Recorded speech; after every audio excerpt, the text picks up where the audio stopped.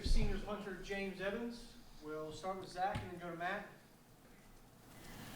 I guess we've asked some of the guys you've played with about being sort of one of the senior voices in that special teams room in the past, and you've talked about, whether it's Sean or Chuck or anybody just looking up to some of the older guys. Now you're one of those guys. What's different for you, maybe trying to fill that leadership role in the same way that you saw those guys do it in recent times?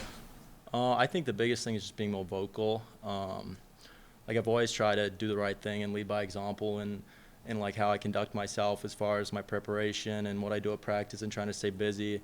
But just being more vocal and being supportive of the younger guys and showing them the right way to do things. So, yeah. We'll go Matt in the second row on your right, and then Mike. Hey James, I remember when you first got here, the coaches talked about you were so new to college football that you would take your helmet off. Yeah. You were still in the field, stuff like that. Just talk about how much growth you've made from that first year till now, and just how much, I guess, slower the game is for you, and how much more you're knowledgeable you are about college football. I think definitely. I think my first year, everything kind of was just so new to me. And with having good guys around me, good coaches around me, and just experience in games and practice, I think I just grew mentally. I don't think there's like a tremendous difference as far as my physical ability from year 1 to year 4. But I think mentally, as far as my preparation, my routine, and the kind of confidence that I bring to every game, it's definitely evolved positively. So, yeah. Staying right with Mike and then Owen. Yeah, what's the transition like to the new staff? Have they done anything differently with special teams or your approach, and kind of how has that transition been? It's been really good. Schematically, for me, slight change, but more or less the kick types are the same, so it hasn't been too, I guess, great of a difference. But yeah, I've really liked working with Coach Kane so far. In December, I guess, when he was appointed as special teams coordinator, I reached out to a few of his older, I guess, specialists he had in the past, and they all spoke very fondly of him. And so, yeah, it's been a great experience so far. You did that research on your own? Yeah, I reached out to some people. And what did you learn about? I went, they all spoke very highly of him as a person. He was a genuinely good guy. As far as his coaching style, I kind of like that he respects my technique and the coaching that I've had. And he'll ask me, if something was to go wrong, an opponent will ask me what went wrong, but he won't, try to overcorrect things, So he'll be very, open to communication and willing to listen. So that's been really good.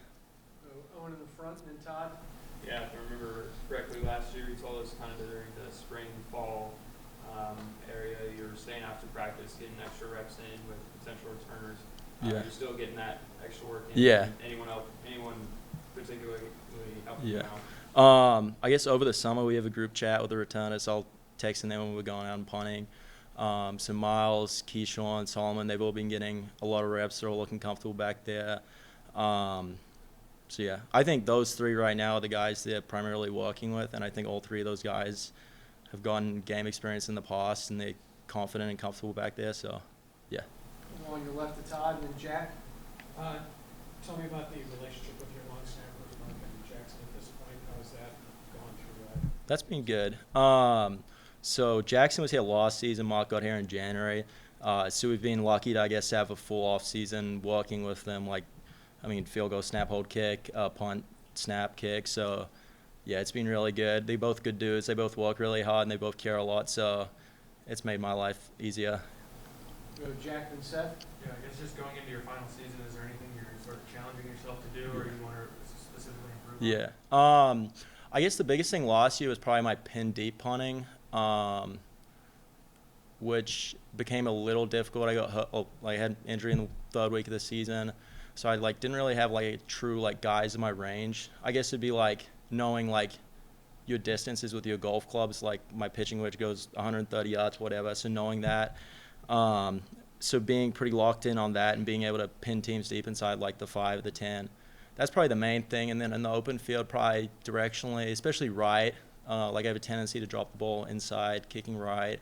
So working on dropping it on my hip, just outside my hip, and hitting a clean ball that turns over left to right. Go to Seth and Pete. Yeah, you talked about just how much more comfortable you got through the years, having never really played football before coming here.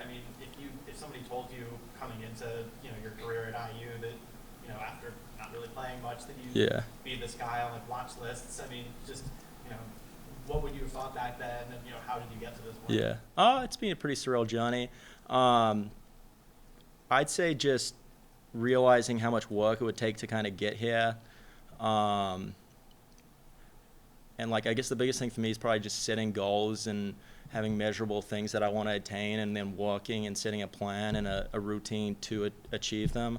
So yeah, I guess early on with, you know, how new everything was, you know, you're just trying to like get by almost. But, you know, as I kind of grew physically and mentally and became more comfortable and confident, you know, just keep pushing through. Go Pete, second row on your left.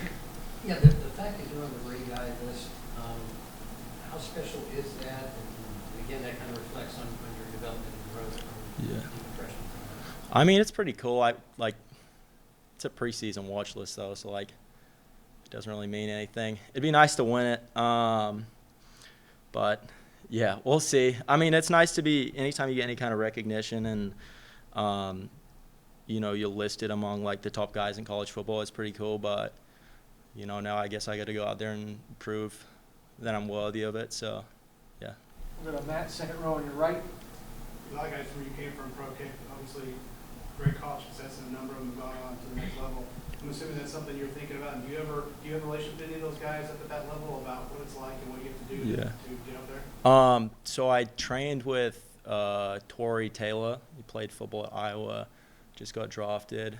So I haven't really spoken to him. I know his life's probably, you know, full go right now in training camp, but I was lucky enough to train with him. You know, that is a goal of mine. Obviously this year means a lot.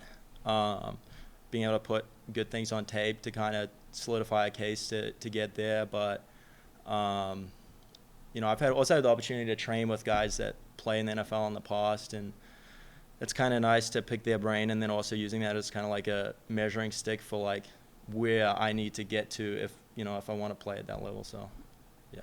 Awesome. Thanks, Shane. All right. Thank you guys. Appreciate it.